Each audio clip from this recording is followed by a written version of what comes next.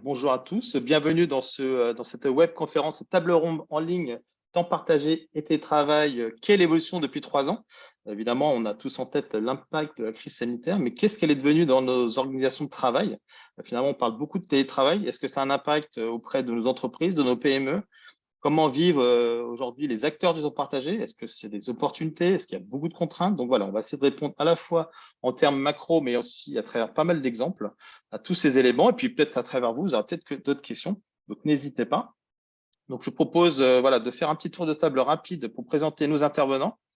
Alors je vais prendre la parole parce que je le fais pour moi mon visuel de gauche à droite. Moi je vois Stéphane en premier. Donc Stéphane, peux-tu te présenter? Avec plaisir. Donc, Stéphane Vendreau, je suis DRH en temps partagé et consultant en ressources humaines, faisant partie du réseau Finaxim et on a une entreprise qui s'appelle SoRH. Merci Stéphane. Donc toi, tu l'as dit à Rennes, hein, tu es implanté en région, mais tu Tout à interviens un peu fait. partout. Oui, tout à fait. Sophie Aranda. Donc, je suis Sophie Aranda, je suis la chargée de communication du groupement d'employeurs J'Emploi, situé en région Île-de-France. Donc, je développe pour J'Emploi ainsi que pour deux autres adhérents une communication dite 360. Voilà. Merci Sophie. Isabelle. Oui. Donc Isabelle, je suis Isabelle Baraille, donc moi je suis également DRH à temps partagé et consultante en ressources humaines. J'accompagne essentiellement des TPE et PME pour J'Emploi qui est ici présente et puis aussi à titre personnel, et j'interviens aussi sur toute la France. Merci Isabelle. Benoît.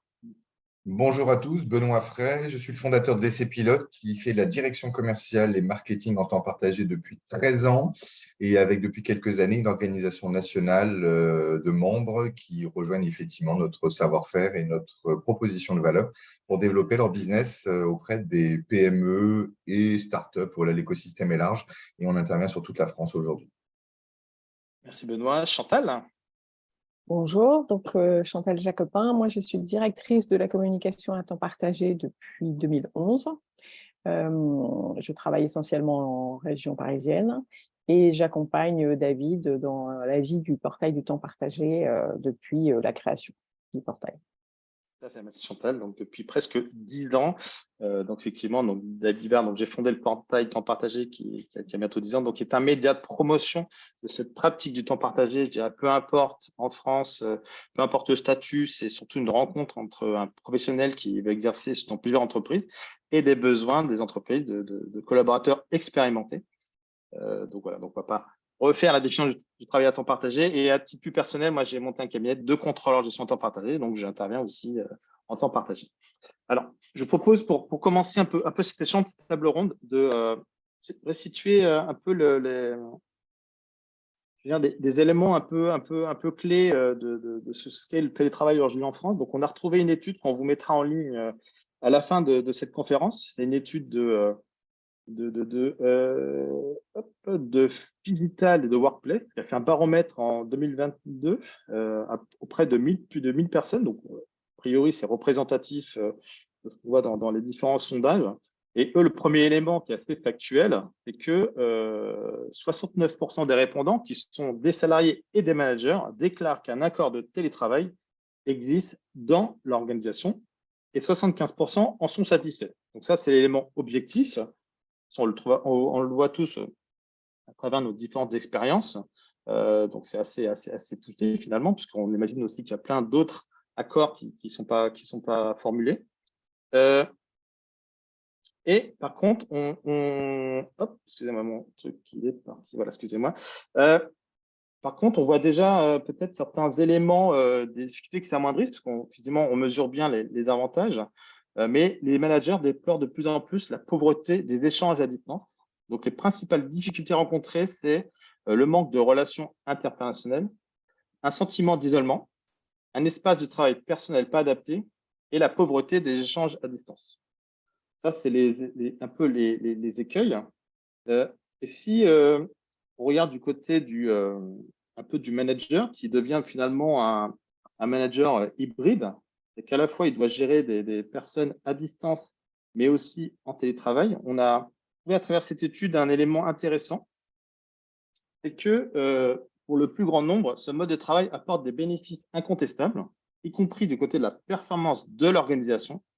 Pour autant, il convient de nuancer cette vision de l'hybridation idéalisée, car 2 points de vigilance sont identifiés et remontés par les managers. D'une part, le lien managérial se distendrait au fil du temps. D'autre part, le risque de baisse de l'engagement des collaborateurs disparaît. Donc peut-être qu'on constate aussi, après cette étude, finalement, qu'il commence à y avoir un retour du bureau qui est plébiscité. Est-ce que finalement, on se retrouve dans une tendance inverse forte? Ça, on verra aussi avec nos intervenants. Que finalement, qu'est-ce qui attire en fait, les personnes au niveau du bureau? Il y a bien sûr sa dimension de sociabilisation. Il y a la qualité de l'aménagement des locaux, on le voit bien, hein, des fois on a des problèmes de connexion, on n'a pas forcément l'équipement à la maison, on n'a pas l'isolement, et aussi de l'ambiance, de l'environnement au travail. Donc, si on devait un peu conclure ce schéma un peu rapide, hein, j'en conviens, mais c'est surtout pour qu'on puisse échanger avec nos intervenants, on a trouvé une conclusion qui pouvait un peu lancer la table ronde, puisqu'on a notamment de collègues DRH autour de cette table ronde. Les directions des ressources humaines sont face aujourd'hui à des injonctions paradoxales, partagées entre le respect du droit du travail, des dirigeants qui veulent revenir au monde d'avant et des collaborateurs en quête d'essence. Donc, après ces premiers éléments de cette étude, on va, je pense, se faire un premier tour de table de nos intervenants par rapport déjà aux éléments qu'on a retenus. Est-ce que vous voyez d'autres éléments? Et on va lancer Mathieu. Voilà, ils sont coupés. Donc, du côté de l'entreprise, déjà, peut-être commencer avec toi, Isabelle. Du côté de l'entreprise, comment, par rapport aux éléments qu'on a décrits, est-ce que c'est quelque chose que toi, tu vis au quotidien? Est-ce que c'est quelque chose que tu vois évoluer au sein de l'entreprise? Comment tu vois un peu ce monde d'après? Est-ce qu'il y a vraiment un monde d'après? Alors, moi, j'ai vu toute l'évolution avant la crise sanitaire avec des entreprises qui, pour certaines, étaient très frileuses vis-à-vis du télétravail. En y allant, on avait mis en place, j'intervenais dans une entreprise à l'époque, une quarantaine de salariés, il y a eu timidement un accord de télétravail, mais avec une volonté de contrôle assez forte. On a eu les grandes grèves parisiennes qui ont fait qu'il y a eu une première marche forcée décembre 2019, janvier 2020, il n'y avait juste plus de transport, donc les gens sont restés chez eux. Puis ça commençait à fonctionner. Puis après, il y a eu la crise sanitaire. Il y a eu un grand impact sur cette entreprise, puisqu'ils se sont rendus compte qu'avec 1 an quasiment de télétravail à quasi 100%, ça fonctionnait.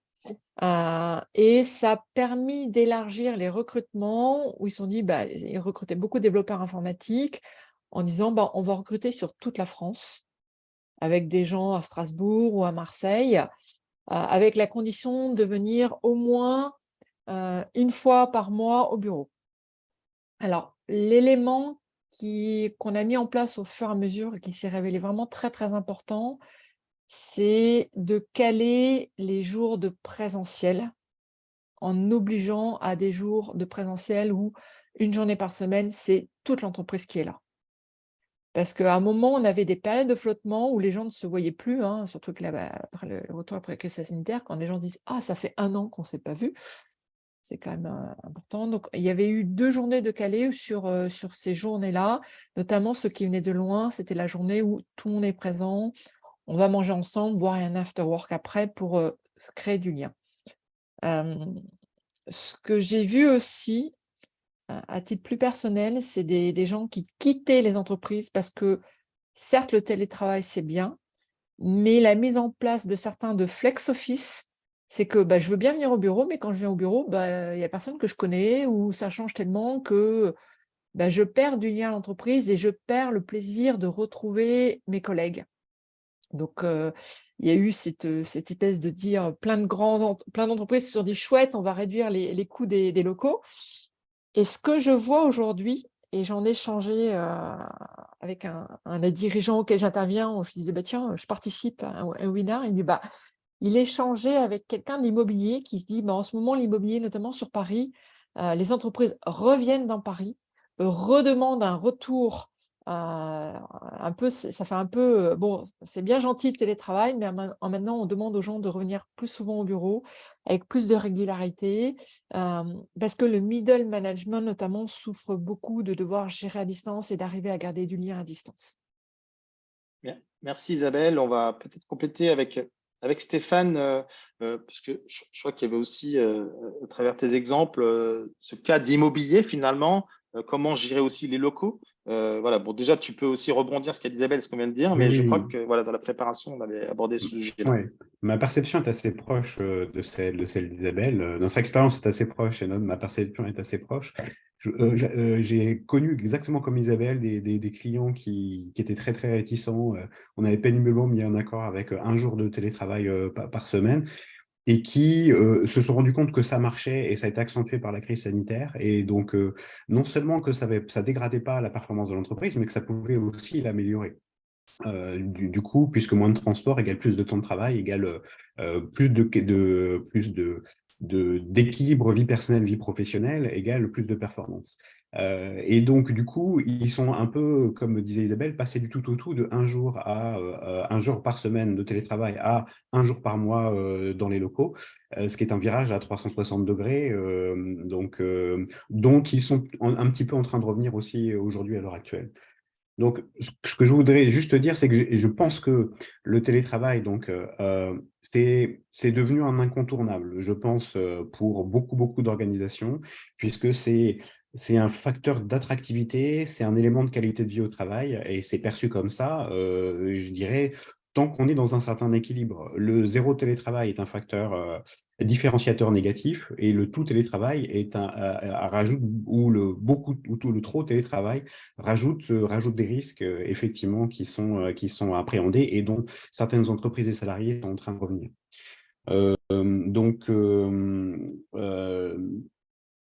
Et c'est vrai que l'opportunité de faire des économies de locaux peut être remis en cause aujourd'hui par un mal-être que aussi peut produire le télétravail, non seulement chez le management, mais aussi parmi les salariés qui recherchent un petit peu ce lien social qu'ils ont un petit peu perdu parce qu'ils étaient trop en télétravail.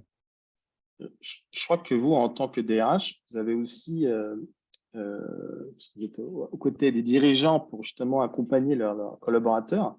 Vous avez du mal aussi maintenant à voir certains signaux faibles. Je crois qu'on en a parlé dans la discussion, c'est que vous aussi, comment vivez-vous ça en tant que DRH? Parce que pour sentir ces signaux faibles, justement, de mal-être de certains, vous arrivez à le repérer? Disons que quand on est en présentiel, moi, en tant que RH, la machine à café est stratégique.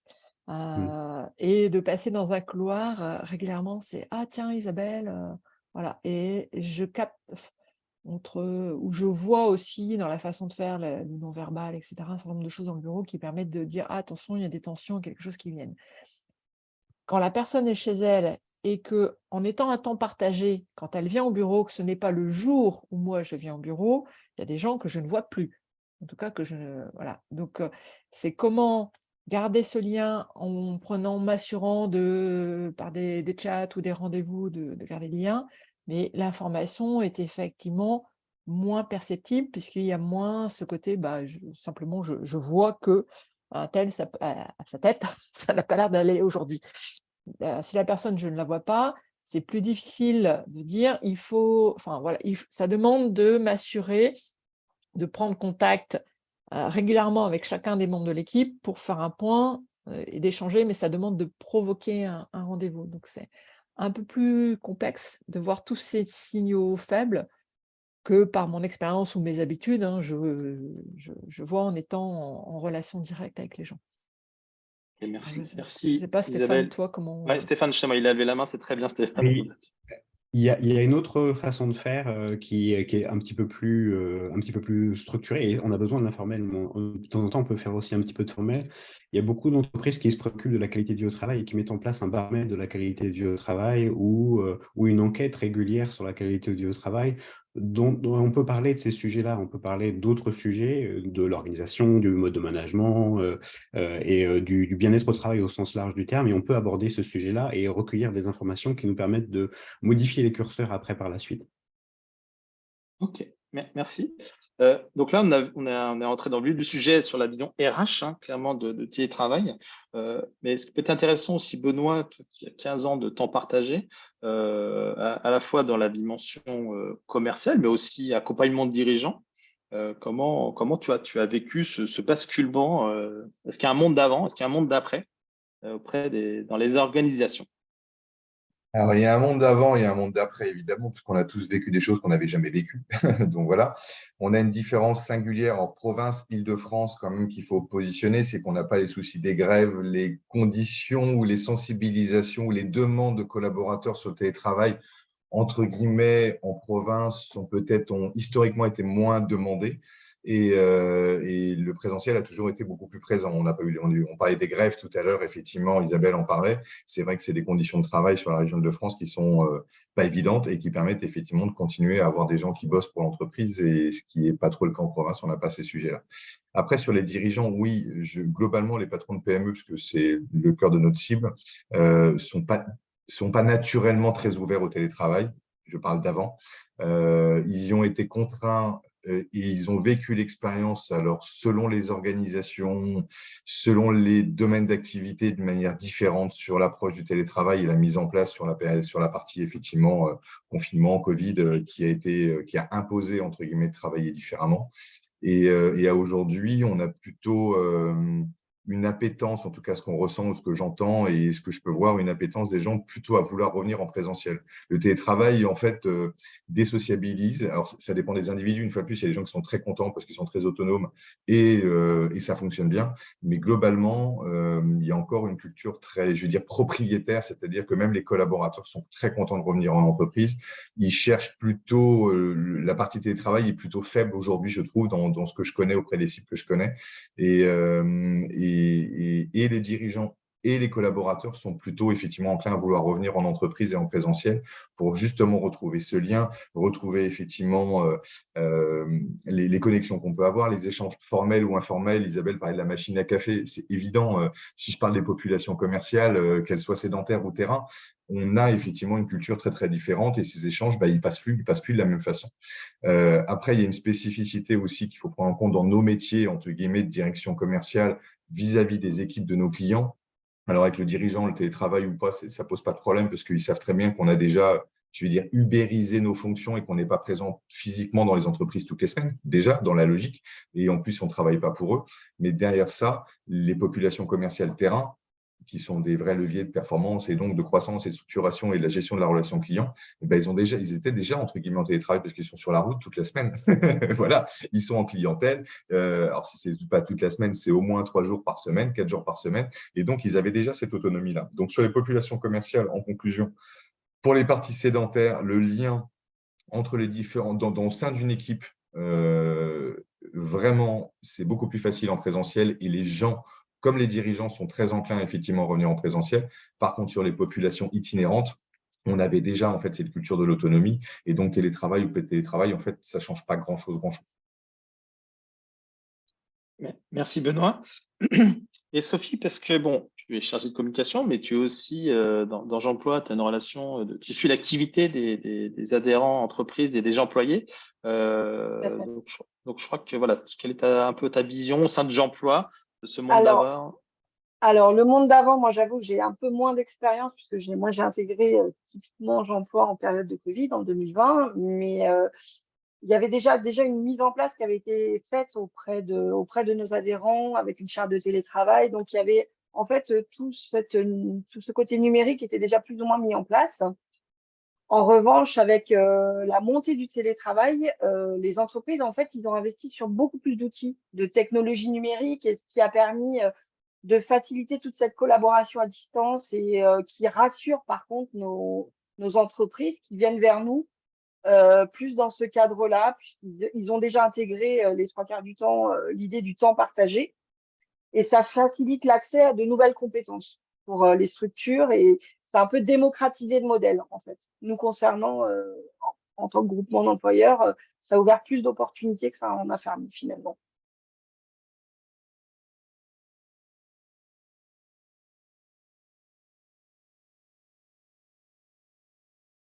Ton micro est coupé, David. Tout à fait. Je rebondis un peu sur l'aspect communication pour le coup, pour faire le, le tour de table complet. Quand qui dit communication, dit communication externe, mais évidemment communication interne.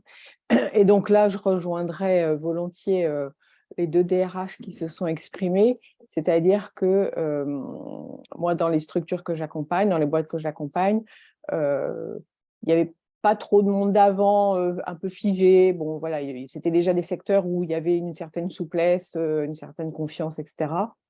Mais le vrai biais est que pour celles qui n'ont pas de jour imposé de présentiel, il y a effectivement des gens qui ne se croisent plus jamais. Et ça pose vraiment un sujet aussi en termes de cohérence d'équipe, de partage de tout ce qui se fait de façon informelle, effectivement, machine à café, où je te croise dans le couloir en sortant d'une réunion, etc. etc. Voilà. Donc, je pense que, je dis rien de plus que ce qui a déjà été dit, mais il y a beaucoup d'avantages, mais il y a aussi effectivement des choses sur des points de vigilance à avoir pour les chefs d'entreprise. Et bon, enfin, moi, je vois qu'ils en sont conscients, mais ce n'est pas toujours facile de trouver la bonne solution. Je dirais c'est là le rôle du RH, d'accompagner les dirigeants, dans son organisation du télétravail, de faire en sorte qu'il y ait des moments où tout le monde se retrouve. Et moi, je vois des gens qui ont quitté leur entreprise en disant « mais il y a trop de télétravail, je ne vois plus personne ». Et inversement, d'autres qui me disent bah, « moi, le télétravail, ça va bien, mais on s'est organisé et je sais que quand j'y vais, on se retrouve et on va manger tous ensemble le midi. Et donc, je suis encore plus content d'y aller. » Il y a ça, il y a des entreprises qui sont un petit peu de par leur activité assez numérique et qui organisent des rituels différents de ceux qui étaient organisés avant, notamment en utilisant le multiverse ou en utilisant des moments où ils se retrouvent pour jouer ensemble, par exemple en fin d'après-midi le vendredi. Donc voilà, ça crée d'autres choses qui, je pense, ne peuvent pas non plus complètement remplacer une relation, mais qui essayent d'occuper le terrain et de permettre de maintenir ce lien malgré la distance. Je crois que Stéphane, je crois dans nos échanges, à un moment, tu avais parlé d'un exemple où justement de personnel beaucoup sur le terrain et que vous avez profité un peu de tes travail pour concentrer, je crois, les tâches administratives pour faire deux avantages en un, en fait. Tout à fait. Et je parlais tout à l'heure d'avantages compétitifs au télétravail, de facteurs d'attractivité. Et dans certains secteurs, c'est très difficile de recruter parce qu'il y a un gros déficit de ressources. Et il faut se différencier de la concurrence. Et on a réussi à mettre en place du télétravail. Alors, on est dans la logique inverse, hein, dans un peu de télétravail, ça apporte quelque chose. On a réussi à construire du télétravail, y compris pour des métiers dont la principale activité, c'est d'être sur le terrain. Je pense par exemple une association qui est dans le secteur du handicap, qui accompagne les personnes en situation de handicap, ou des éducateurs de rue, ou des métiers comme ça, dont la vocation, c'est d'être sur le terrain. Et on a quand même mis en place du télétravail avec cette notion de concentrer un petit peu l'aspect reporting, l'aspect administratif sur 1 ou 2 jours par mois, par exemple, en fin de mois, quelque chose comme ça, pour permettre malgré tout à cette population qui doit être sur le terrain à 98% de son temps, de quand même pouvoir bénéficier du télétravail. Et en même temps, ça a eu un intérêt pour l'entreprise qui cherchait un petit peu à structurer ce travail administratif et qui avait du mal à le faire à ses salariés. Et là, du coup, ça a permis à la fois de donner cette flexibilité aux salariés qui étaient beaucoup en demande et de pouvoir gérer ce temps administratif et ce nécessaire reporting et en même temps de pouvoir communiquer à l'extérieur et ça a porté ses fruits pour attirer des nouveaux profils. Écoutez, merci à tous pour cette premier angle du côté de l'entreprise. Donc là, on va aller encore plus dans le temps partagé. Vous, qu'en tant qu'acteur temps partagé, comment vous vivez cette période-là? Parce que là, on parle finalement des autres, hein, on parle des collaborateurs, on parle des managers, mais vous, en tant qu'acteur temps partagé, comment vous vivez cette période-là? Qu'est-ce que ça a été des opportunités? Est-ce que ça a changé quelque chose? Donc je ne sais pas qui veut prendre la parole en premier. Sur qu'est-ce que ça vous apporte ou pas, cette période un peu hybride finalement. Stéphane, si tu veux continuer à prendre… Je peux bien. Je veux bien. Pour moi, ça a été quelque chose que j'ai vécu de manière extrêmement positive dans l'ensemble. Concrètement, par exemple, j'habite pas loin de Rennes et j'ai des clients sur Paris où j'allais régulièrement chez ces clients sur Paris, ce qui me faisait une cinquantaine d'allers-retours Paris par an, en grosso modo, pour aller chez ces clients pour du temps partagé. Et à chaque fois, c'est 7 heures de transport entre la voiture, le train, le RER, le métro, pour 8 heures sur place, quelque chose comme ça. Donc, c'est assez important en termes d'investissement, à la fois en temps, et d'investissement aussi financier, parce que tous ces transports ont un coût. Et je ne parle pas de l'empreinte carbone, hein, qui est un autre élément. Et donc, le fait d'être obligé de travailler à distance à créer de nouvelles habitudes de fonctionnement qui me permettent d'y aller moins souvent et donc d'économiser de la fatigue et des coûts aussi, tout en gardant une relation de proximité avec ses clients. Donc, et puis, un petit effet induit aussi, c'est qu'on est devenus des experts de toutes les approches de visio. Donc, on est devenus des experts de Teams, de Zoom, de Google Meet, etc., etc. Et du coup, on a aussi, par effet ricochet, progressé dans notre approche des outils collaboratifs, le partage de documents, les chats, etc., etc. Et donc ça, je pense, collectivement, nous a fait progresser sur cet aspect-là. Merci Stéphane. Sophie? Oui, moi, je voulais revenir un peu sur ce que disait Stéphane, en tout cas en communication. C'est vrai que l'éveil, entre guillemets, à la digitalisation, à la communication social média, elle était vraiment souhaitée, en tout cas pour les acteurs de la communication, pour un peu fluidifier les projets de communication et vraiment permettre une espèce d'impulsion de l'entreprise. C'est-à-dire que nous, en communication, le fait qu'on puisse utiliser Zoom, ça donne une proximité avec les projets, de pouvoir interagir beaucoup plus facilement, de manière beaucoup plus interactive. Et c'est surtout cette vision un peu d'appropriation des outils comme Zoom, etc., a permis à des entreprises de s'interroger sur ce qu'était le social media, ce qui n'existait pas jusqu'à présent, typiquement. Et donc, voilà. Ok, non, je pensais que tu avais fini, pardon.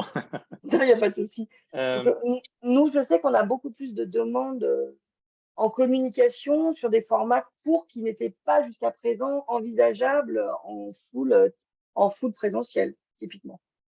Voilà. Merci Sophie. Et du coup, Benoît, si on reste là dans communication commerciale, est-ce que l'activité des tiers commerciaux de DC Pilote a changé? Est-ce que votre façon d'exercer, de contracter, voilà, est-ce qu'il y a des éléments qui ont changé? Oui, alors très clairement, oui. Pour faire très simple, dans le monde d'avant, pour reprendre l'expression, tout se passait quasiment présentiel. Stéphane en parlait. On allait dans l'entreprise alors déjà pour la partie présentation, pour la partie signature de contrat, engagement client et mise en place effectivement de la prestation, puisqu'on est quand même sur des prestations qui sont pluriannuelles, donc des engagements dans la durée auprès de nos cibles. Historiquement, tout se faisait effectivement face à face. Les prestations se faisaient en face à face. On était sur site. Chaque temps de prestation, on était sur site, voire quitte à se déplacer après, mais on était vraiment 100% sur du présentiel, puisque déjà, on était en temps partagé. On n'est pas présent tous les jours de la semaine dans l'organisation. Donc, quand on bosse pour l'entreprise, entre guillemets, le client voulait nous voir et la proximité avec les équipes était importante. Le télétravail et la mise en place de tout ce qui s'est fait, et entre autres les périodes qu'on a connues ces 3 dernières années, font qu'on est capable aujourd'hui de discuter à distance, entre autres grâce aux outils de visio qu'on a cités, parce que c'est des choses qu'on utilisait globalement très peu, même dans nos métiers. On s'en sert avec les commerciaux, on s'en servait effectivement, mais avec les dirigeants de PME, c'était pas très usuel. Aujourd'hui, on est capable d'avoir des discussions visio, on est capable d'avoir effectivement des engagements contractuels qui sont faits à distance sans forcément avoir passé physiquement le pas de la porte de l'entreprise. Et après, bien évidemment, dans l'exploitation, j'ai envie de dire, ça a un impact aujourd'hui. On travaille beaucoup en proximité. L'ADN de DC Pilote, c'est plutôt des DIRCO de proximité avec la logique sociétale, environnementale et surtout de lien et de capacité d'interaction avec l'entreprise. On a plutôt développé historiquement des clients en proximité. Aujourd'hui, on dézone beaucoup plus. C'est-à-dire que le fait de pouvoir travailler à distance et que ça soit rentré dans les organisations, on peut, nous, avoir des clients à 300 bornes ou à 500 bornes et les traiter, alors qu'hier, on avait un petit peu de mal parce que justement, comme on parlait Stéphane, on avait la contrainte logistique parce que le chef d'entreprise voulait nous voir dans son entreprise. Les équipes aussi, etc. Donc oui, ça a vraiment changé effectivement les mécanismes. Maintenant, comme je disais tout à l'heure en introduction, je ressens en tous les cas, et ce que j'entends de par mes équipes, une appétence effectivement à revenir en présentiel, parce que le distanciel, pour être pour une entreprise un jour, une autre entreprise le lendemain, en fait, il y a déjà une notion d'isolement quand on est entrepreneur dans nos métiers. Quelque part, on le palliait en étant en présentiel dans l'entreprise, et c'est des fois même nous qui sommes demandeurs de revenir dans les organisations un peu plus en présentiel et de travailler un peu moins en distanciel. Merci. Merci Benoît. Isabelle, pour un peu ce tour de table de toi en tant à la fois DRH salarié, mais aussi en conseil RH, comment évolue ton mode d'intervention? Alors moi, je sais que j'ai une entreprise que j'ai accompagnée pendant la phase Covid et tout. Je l'ai accompagnée pendant quasiment 1 an. Je n'ai jamais rencontré en physique le dirigeant. On a tout fait en distance, en téléphone, etc. Et ça s'est très, très bien passé. J'accompagne en tant que consultante. Ça permet aussi d'accompagner, j'ai accompagné les entreprises sur la Bourgogne-Franche-Comté où le fait d'accompagner un groupe, de faire déplacer les gens qui viennent tous le même jour, etc., c'était très compliqué. Et de le faire en distanciel et avec Zoom, bah, ça fait une chouette équipe. Les gens, on a pu faire tout à fait du partage, de l'accompagnement, et ça a permis de faire quelque chose qu'on n'aurait pas fait parce qu'en présentiel, ça aurait été compliqué de le faire. Donc, je trouve que ça ouvre des portes aussi sous certaines formes d'accompagnement. Ensuite, moi, en tant que personne, à un moment, j'ai eu une overdose des Zooms, des Teams et autres, et d'être tout le temps en télétravail, d'avoir juste envie de voir des vrais gens pour de vrai et de me déplacer et d'aller dans les bureaux. Donc, je trouve que, je pense qu'en tant que personne, je rejoins l'ensemble.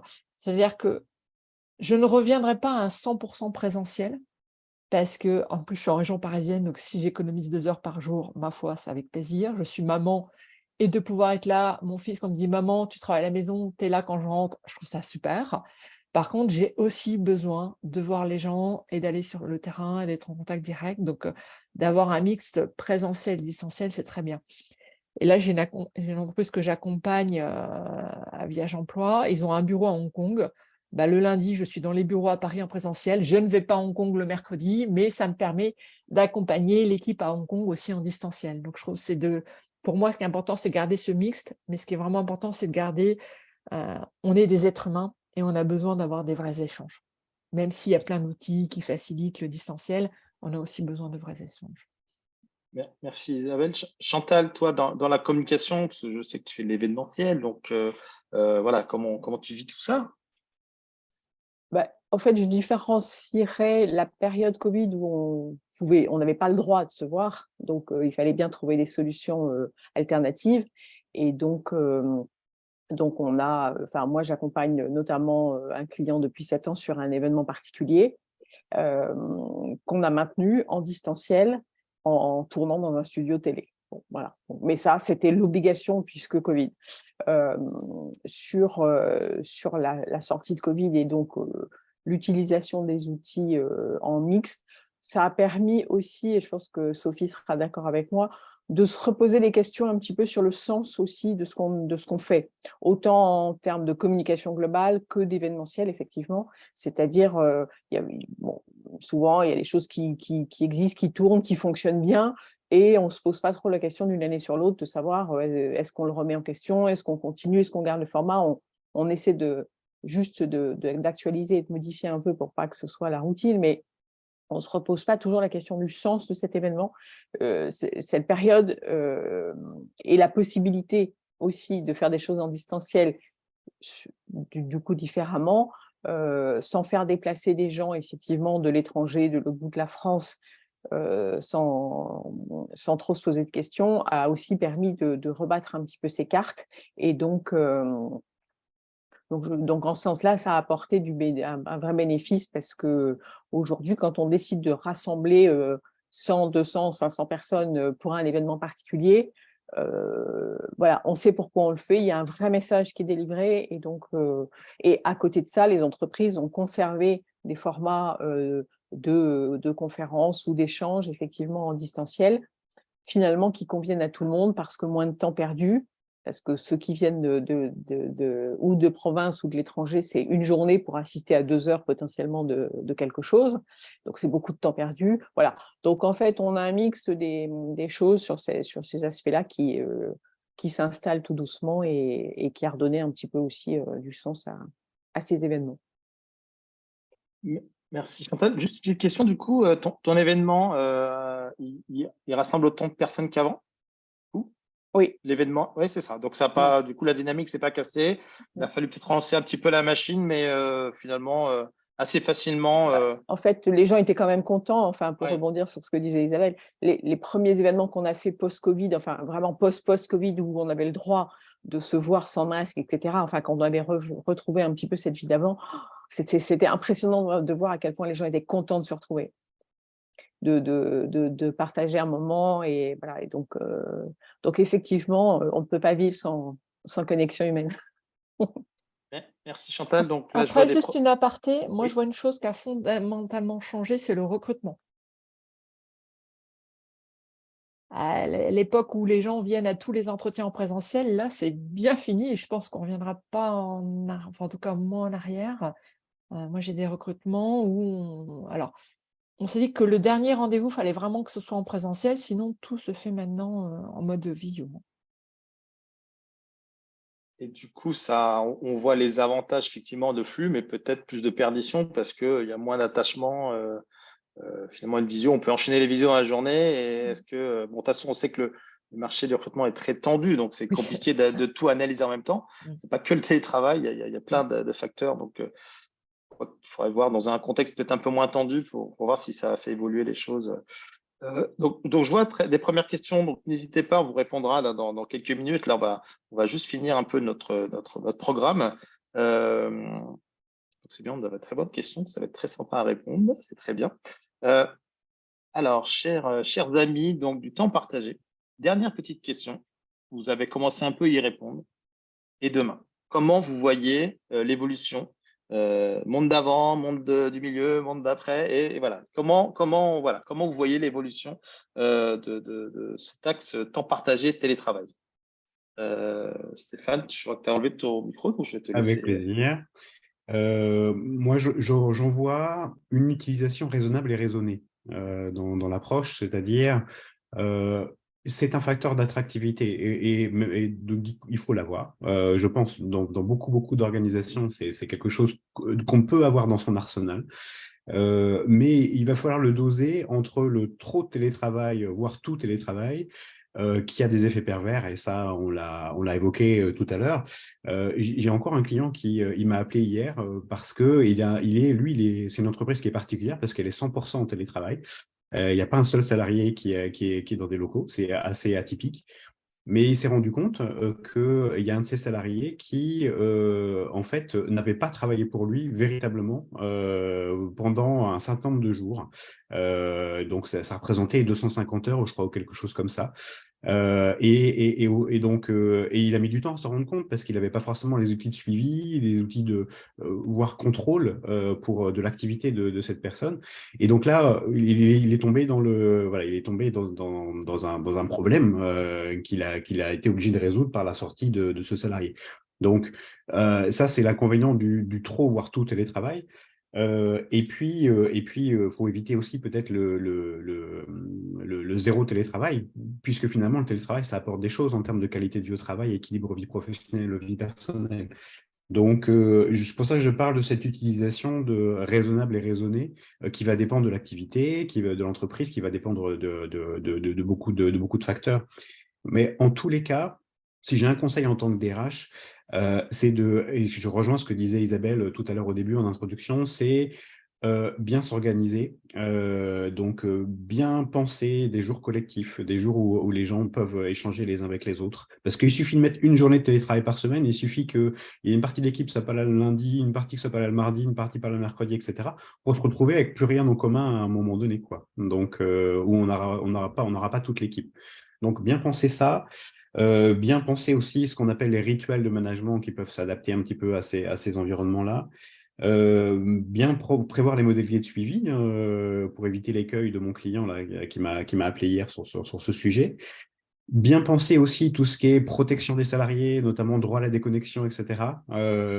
Et protection des intérêts de l'entreprise, puisque l'entreprise est quand même redevable des conditions de travail, même si ces salariés travaillent de chez eux. Et donc, il faut se protéger aussi par rapport à ça, pour la santé et la sécurité des salariés.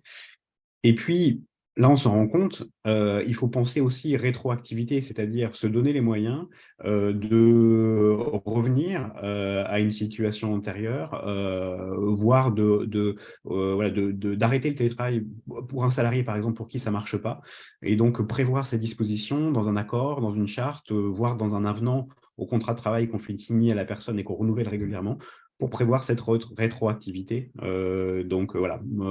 S'organiser pour mettre en place le télétravail dans une entreprise. Merci Stéphane. Donc Benoît, tu as ton micro ouvert, donc voilà, comme ça on va mélanger les fonctions.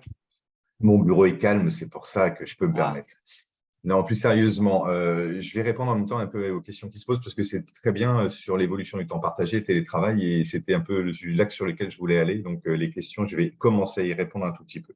On est un sujet qu'on a peu abordé, c'est la notion d'engagement, en tout cas dans les populations commerciales, quels que soient les profils, les fonctions et les responsabilités. La notion d'engagement est importante et le lien qu'on doit garder entre les membres, que ça soit effectivement en distanciel, que ça soit en présentiel, quel que soit l'outil, entre guillemets, ou plutôt le moyen, est super important pour avoir effectivement des populations engagées qui soient au contact de l'entreprise, de l'évolution de l'offre, au contact des marchés, et qu'on puisse surtout aussi remonter de l'information marché, parce que c'est ce qu'on faisait souvent en réunion en présentiel, et que là, pour le coup, on oublie un tout petit peu de remonter ça, on est plus dans une situation de demande.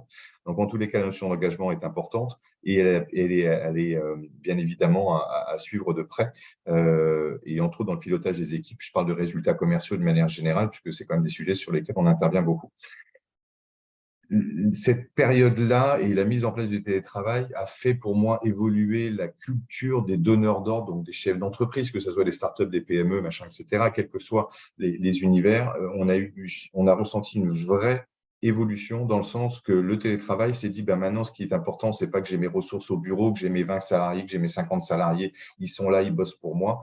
Et donc, vu que la prise de conscience de on peut travailler pour une organisation et pour une équipe et pour des résultats et qu'on puisse le faire en non présentiel, fait qu'effectivement, pour les chefs d'entreprise, l'accès au temps partagé se démocratise ou s'accélère en fait.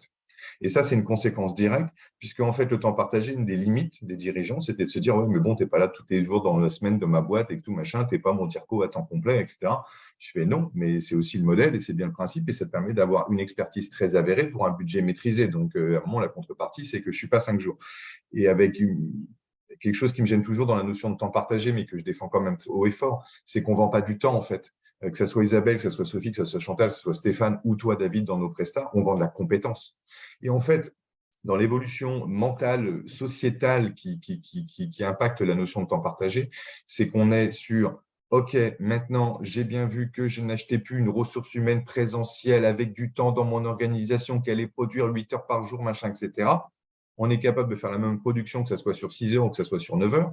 Et donc, ce qui m'intéresse aujourd'hui, c'est la capacité à créer de la valeur. Et créer de la valeur, on en revient sur la notion de compétence. Quand on est sur des fonctions cadre sup, cadre dirigeant, comme on l'est chez DC Pilote, on travaille vraiment avec les dirigeants dans des strates type CODIR, selon la taille d'entreprise. Et donc, le temps partagé, c'est plutôt accéléré, se comprend mieux de la part des dirigeants, puisqu'ils sont dans cette culture, dans cette évolution structurelle de leur méthode de pensée, de se dire, hier, j'ai acheté une ressource avec un présentiel, là, j'achète maintenant une compétence. Et ça, c'est super favorable, effectivement, à nos organisations, à l'évolution du marché du temps partagé, parce que derrière, on va avoir la compétence avec un budget qui est maîtrisé, ça reste l'ADN, entre guillemets, du temps partagé, la juste ressource au juste temps pour le juste budget. Donc, je vais reprendre le propos d'un ancien du monde du temps partagé et qui me tient à cœur, c'est qu'on est dans une écologie ou une économie de l'écologie ou une écologie de l'économie. D'accord? C'est F. Emmanuel de Prémont que je cite avec grande fierté puisque c'est quelqu'un que j'aime beaucoup. Donc, il y a cette logique effectivement de compétences, de budget maîtrisé, tout en ayant effectivement la dématérialisation de la compétence avec le distanciel. Et ça, c'est important parce que c'est favorable au temps partagé puisqu'on n'achète plus cette notion de ressources. Après, pour nous, on a eu l'habitude d'être des gens agiles. Quand on travaille en temps partagé, on travaille pour 2, 3, 4 entreprises toutes les semaines. Donc, de fait, en fait, ça ne change pas grand-chose qu'on soit en présentiel, si ce n'est le temps de déplacement. Mais effectivement, dans la relation avec nos clients, cette agilité ou ce mode de travail décalé des fois, nous, ça nous arrive d'envoyer des mails en fin de journée à 21h à nos clients, ce n'est pas gênant. À nos commerciaux, on échange encore à ces heures-là, hein, avec leur accord, bien évidemment. Mais on a toujours eu des horaires un peu décalés. On n'a jamais été sur du temps de présentiel, on va dire 8h, 18h ou 8h, 17h. Donc, tout ça, effectivement, l'énergie du prestataire, puisqu'on n'est pas là tous les jours, est encore plus vivace ou encore plus perceptible par le dirigeant et par les équipes, parce qu'on peut multiplier les interactions grâce au distanciel. Et derrière ça, vu qu'on est des professionnels agiles par expérience, quand on est déjà dans le temps partagé, en fait, pour nous, ça ne change pas grand-chose. Mais ce qui est en conclusion, ce qui est important, c'est que oui, ça fait évoluer les mentalités, oui, ça fait réfléchir les chefs d'entreprise différents. Et aujourd'hui, quand on leur parle de temps partagé, eux, ils ont bien compris que la réponse pouvait être d'autant plus pertinente, puisque maintenant, ils sont dans une recherche de compétences et pas de ressources temps. Voilà. Merci Benoît. Donc, je propose de finir voilà, le tour de table. Donc, Sophie ou Isabelle, puis après, bien sûr, Chantal. Isabelle. Je dirais que Stéphane et Benoît ont déjà été très complets. Oui. Mais je trouve que j'enchaîne vraiment ce que dit Benoît, c'est d'avoir pris conscience, et moi, quand j'interviens en entreprise, c'est quelle est ma valeur ajoutée? Qu'est-ce que j'apporte de plus? Et je trouve qu'il y a, dans la posture, en tout cas, de DRH à temps partagé, il y a une casquette de regard extérieur et de consultante, d'être l'oreille attentive du dirigeant, parce que quand on est dirigeant, souvent on est seul, et de dire « Ah, il y a Isabelle qui est là et je peux lui dire que lui, il m'a vraiment saoulé, ou là, je m'inquiète pour ma stratégie, ou que sais-je », mais d'avoir une oreille extérieure. Je pense que ça, c'est vraiment important. Et que de ne pas être là tous les jours, ça s'intègre de plus en plus. J'ai une entreprise, ça faisait 1 an et demi qu'il m'appelait de temps en temps pour avant de se décider s'il faisait appel à moi ou pas, parce qu'il a vraiment pris conscience que j'étais là en apport de compétences et que la compétence, je n'avais pas besoin d'être là tous les jours pour l'apporter. Et je trouve que ça, c'est quelque chose qui est vraiment en train de se répondre, de sortir ça, c'est très français, le présentéisme.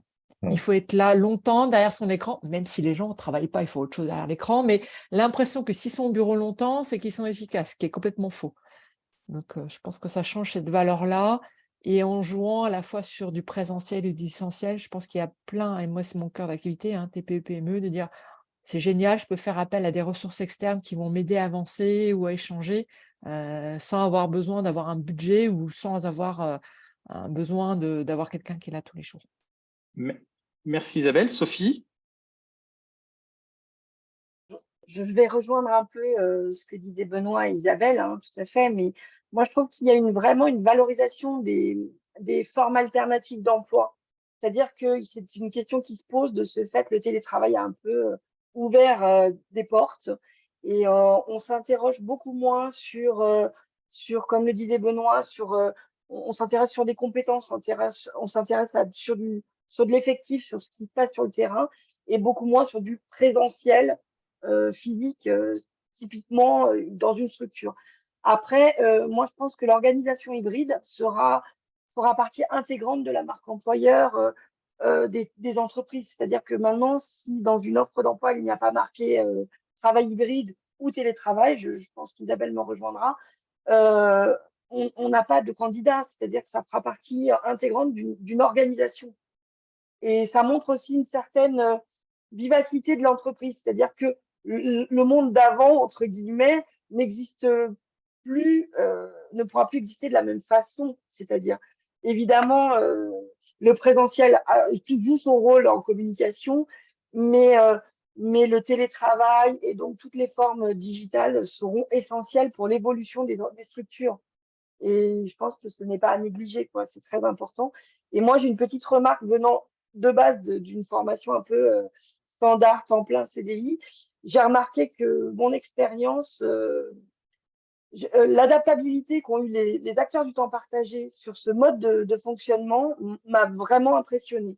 C'est-à-dire que moi, j'ai intégré le temps partagé en même temps que le télétravail et j'ai trouvé plein de points d'entrée sur les acteurs du temps partagé qui étaient très, très, très efficaces. Ça faisait partie intégrante de leur système de fonctionnement, donc c'était très, très efficace. très rapide, la mise en place. Et donc, voilà, je voulais quand même le souligner, quoi. Merci beaucoup, Sophie. Chantal. Moi, je vais être très rapide parce que je suis d'accord avec tout ce qui a été dit et je pense qu'effectivement, le télétravail fait partie des outils qu'on a aujourd'hui dans une entreprise, dans une structure, point. Ça fait partie de la boîte à outils. L'évolution des chefs effectivement de l'approche des chefs d'entreprise est une bonne chose pour le temps partagé. Donc, et effectivement, le mode agile que citait Benoît fait complètement partie de l'ADN des experts en temps partagé. Donc, ça ne peut qu'aller dans le bon sens. Alors, du coup, juste moi, un petit retour d'expérience, parce que je suis acteur de temps partagé. Je crois que je l'avais écrit au moment du Covid. J'avais dit que le Covid avait créé la journée à temps partagé. C'est-à-dire que moi, avant, j'avais un mode d'intervention. Le lundi, j'étais entreprise A, donc je travaillais donc pour maximum 5 clients dans la semaine. Hein. Et encore, c'était intense, hein, donc c'est extrêmement rare. Aujourd'hui, voilà, je suis entre 6 et 8 clients parce que j'ai des tout petits clients où j'interviens, alors peut-être une journée en tout, mais c'est 4 fois 2 heures. Parce que finalement, ce qui est important aussi, c'est la récurrence. C'est que quand on a un sujet d'échange avec le dirigeant, le plus important, c'est d'avoir un échange régulier avec lui sur la clôture des comptes, sur l'animation des équipes. Ça suffit amplement pour des petites structures. Et ça, jamais avant, j'aurais pu le faire. Clairement, on fait des journées, là, la preuve aujourd'hui, on fait une visioconférence à 11 heures. Ce matin, j'ai travaillé pour un client, puis cet après-midi, je vais travailler pour un client. Donc ça, jamais j'aurais pu le faire. Organiser une webconférence aujourd'hui, c'est impossible. Hein. On a Stéphane qui est à Rennes, Benoît qui est à Strasbourg, nos amis parisiens qui mettent 3 heures pour venir sur Paris. Donc, voilà, on n'aura jamais on aura pu le faire. Donc, on le sent bien qu'il y a une vraie dynamique. Et nous, en tant qu'acteurs temps partagé, clairement, pour ceux qui continuent à animer le réseau, après, on va pas toujours faire le temps partagé, comment on se développe à temps partagé, mais c'est sûr qu'il faut y voir comme une opportunité. Et les échanges commerciaux, pour autre type d'exemple, j'ai réussi à avoir un client sur l'île de la Réunion. Voilà, alors ça durait 2 mois, 1 heure, je ne sais plus combien, mais ça c'était impensable avant, je ne me suis jamais déplacé, tout s'est contractualisé à distance, il y a la signature électronique, il y a la visioconférence, ils ont tous des serveurs, maintenant tout est en mode SaaS quasiment, donc on sent une plénitude d'outils assez impressionnant qu'il faut qu'on apprenne encore à maîtriser, hein, c'est un de nos enjeux aussi, hein, parce que c'est bien d'avoir plein d'outils, mais dès qu'on arrive chez un client, ce n'est pas le même. Donc, il faut arriver à harmoniser. Donc, on a encore des sujets, je trouve, d'harmonisation, mais peut-être qu'il n'y aura jamais. Hein. Ça va être notre capacité à nous adapter à chaque nouvel outil. Donc, ça, je trouve que c'est hyper intéressant à vivre. Et puis, voilà, donc j'ai aussi un client à Pau, là, pareil, là, ça fait 6 mois. Par contre, l'écueil que j'avais avant, c'est quand j'allais à l'entreprise, j'arrivais à détecter le besoin d'après. Forcément, tout cet informel-là disparaît. Donc, je ne sais pas, sur la durée, tous ces clients-là que j'ai que à distance, combien de temps je vais pouvoir les maintenir. Ça, par contre, ça, on vous dira en fin de conférence un peu plus tard, aux prémices de tout ça, parce qu'avant, j'arrivais à rebondir. Forcément, on croise une autre personne dans l'entreprise, etc. Donc ça, je pense qu'on fera une autre webconférence dans 2 ans, voir si on a toujours les mêmes clients à distance ou c'est le temps d'un moment et puis à un moment, ça s'enchaîne. Écoutez, on est presque dans le timing, il nous reste 3 minutes, donc par rapport aux questions, est-ce que vous avez vu une évolution de temps partagé? Je pense que là, on y a répondu, oui, clairement, avec les mêmes prémices, mais c'est vrai que nous, on aime ça, la souplesse, on aime l'interactivité, on aime cette interaction. Donc, déjà, ça s'est multiplié. Donc, c'est sûr qu'il faut aimer ce changement dans une même journée. Là, tout le monde a fait quelque chose avant et tout le monde, juste après, on va peut-être déjeuner et tout le monde a d'autres points avec d'autres clients dans 2 heures. Donc, il faut aimer ça. C'est sûr qu'il faut aimer les outils digitaux. Clairement, là, ça, c'est un peu une nouvelle compétence qu'on a dû tous développer. Donc, on en a parlé. Hein, donc, ça, c'est clair, il faut l'acquérir. Donc, il faut le pratiquer. Il faut connaître pas mal d'outils. Et en quoi le développement du télétravail, c'est-à-dire celui de temps partagé, je pense qu'on y a répondu aussi. Ça amène encore plus de flexibilité. Et surtout, comme le temps partagé, c'est une rencontre, les entreprises peuvent plus accéder facilement. Et qu'on imagine bien, oui, une réunion de travail de 2 heures, oui, c'est très bien pour préparer, je ne sais pas, une journée de travail. Donc voilà, maintenant on peut le faire. Donc voilà, donc je ne sais pas s'il y a d'autres questions. Voilà, n'hésitez pas. C'est ça, j'en vois pas d'autres. Hein, donc, ok.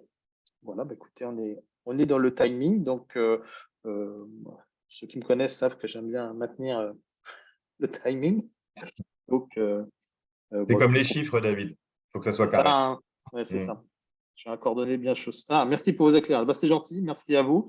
sachant que de toute façon, c'est une webconférence qui est enregistrée, donc on va publier et on fait une série d'articles ensuite. Donc voilà, n'hésitez pas voilà, déjà à nous suivre, à nous interroger. Voilà, on est ravis de cet échange. Merci, merci Sophie, merci Isabelle, merci Chantal, merci Stéphane et merci Benoît. Voilà, c'est quand même un plaisir d'échanger avec vous et voilà, on adore nous le temps partagé et voilà, échanger avec vous tous. Donc c'est toujours un plaisir. Et je vous propose Merci David, merci à tous. voilà, je propose de conclure ici. Je vous souhaite un excellent appétit. À bientôt. Merci beaucoup. À bientôt. Au revoir. À bientôt. Merci, belle Au journée à revoir. tous. Au revoir.